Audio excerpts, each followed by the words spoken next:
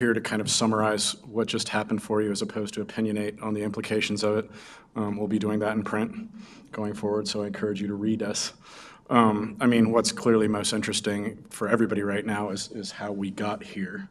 And what does that tell us about the state of the institutions in the United States, about the popular attitudes towards globalization, towards integration with countries like China, and you know, what just happened in this country? How did you have a candidate who seemed so explicitly rejected by the establishment, you know, that was accused of having no ground game, not bothering to play by any of the elected rules, so come out and Lord knows, everybody here probably read the polls.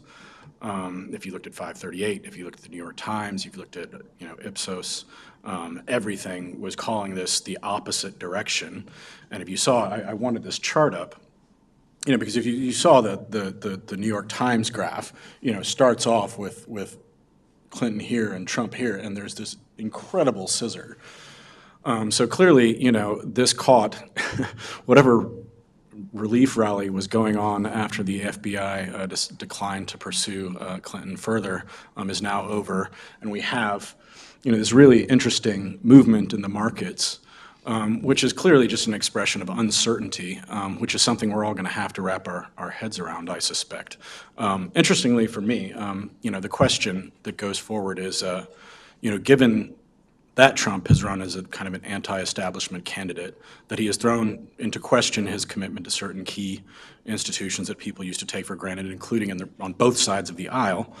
You know, the question is, where is the flight to the safe assets going to go if that is what ensues? Interestingly enough, you know, ordinarily the anomaly of the U.S. having the dollar is that when the U.S. something bad happens, you know, when the U.S. does something terrible or irresponsible, the exchange rate of the dollar goes up because people fly into dollar assets. That's not what happened today. So going forward in Asia, you know, what people are going to be looking at is to what extent, you know, people are going to be reallocating their bets, you know, in an atmosphere where already, you know, we had retreating trade volumes. Global trade has been on the back foot.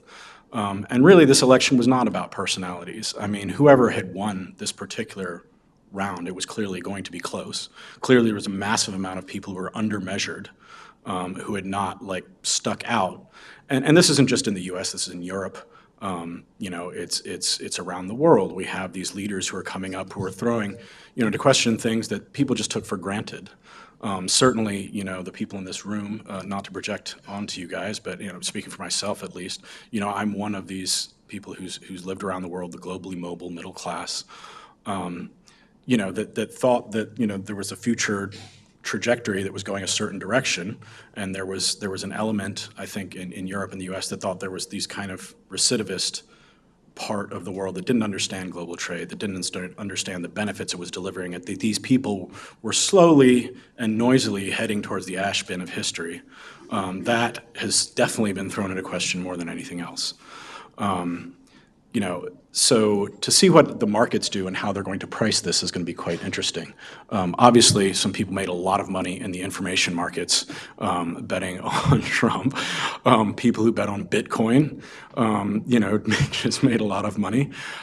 So I think the interesting thing for everyone here is to not just think about the personalities, but the forces that are driving this, especially the macroeconomic forces that led voters in the world's most powerful military force and largest economy, you know, something that was approaching full employment, to address an election in a sense of a feeling of profound and deep crisis, and to go for a candidate who spoke of a very concerned and anxious vision of the current environment. You know, what were those people responding to in the U.S.? What will they be responding to in the French election going forward? And I think, you know, for everyone, a little bit of humility and a lot of paying attention to the details is called for. But I mean, people have been calling, obviously everybody was caught by surprise, and the reflex, I think, for people is to run for panic safety valves. This is not, you know, the end of the U.S.'s engagement with China. The United States is more than a presidential candidate, is a collection of institutions. Those institutions have been built to engage. Ditto for Europe, ditto for China. So, I mean, while right now we're seeing around, in Asia, with candidates like Duterte, we're seeing this kind of,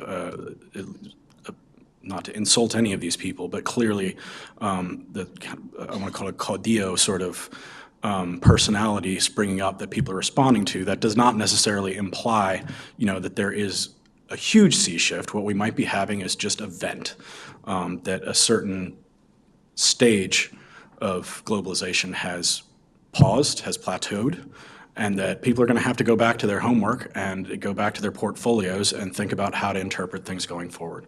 On that note, I know as much as you guys do at this point. It's going to be a really interesting year. As a journalist, I'm looking forward to it. I'm looking forward to writing about it, and I'm looking forward to hearing what all you guys think.